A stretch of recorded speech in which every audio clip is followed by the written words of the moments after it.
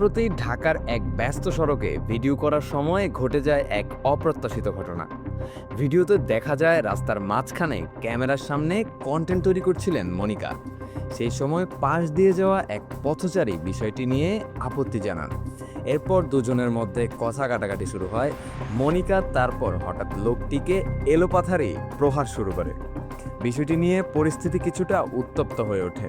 ঘটনার video social মিডিয়ায় ছড়িয়ে পড়ার পর শুরু হয় ব্যাপক আলোচনা। কেউ বলছেন জনবহুল রাস্তায় এভাবে ভিডিও করা ঠিক নয়, আবার অনেকেই মনিকার পক্ষ নিয়ে বলছেন তিনি শুধু কন্টেন্ট তৈরি করছিলেন। এই ঘটনার পর আবারও আলোচনায় উঠে এসেছে রাশিয়ান মডেল মনিকা কবিরের নাম।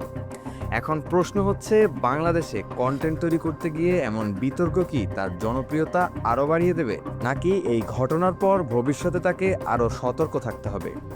সম্প্রতি ঢাকার রাস্তায় ভাইরাল হয়ে উঠেছেন এক রাশিয়ান তরুণী মনিকা কবির। সোশ্যাল মিডিয়ায় শাড়ি পরে ঘুরে বেড়ানো, বাংলা ভাষায় কথা বলা এবং বাংলাদেশের সংস্কৃতিকে তুলে ধরার জন্য খুব দ্রুতই আলোচনায় আসেন তিনি। জানা যায় মনিকার জন্ম রাশিয়ায় হলেও বর্তমানে তিনি কন্টেন্ট ক্রিয়েশন এবং মডেলিংয়ের কাজ করেন। বাংলাদেশে এসে তিনি ঢাকার বিভিন্ন জায়গায় ভিডিও বানাতে শুরু করেন। কমেন্ট করে জানিয়ে দিন আপনার মতামত। আর এরকম নিউজ আর গসিপ পেতে চোখ রাখুন এভরিন এন্টারটেইনমেন্টের পর্দায়।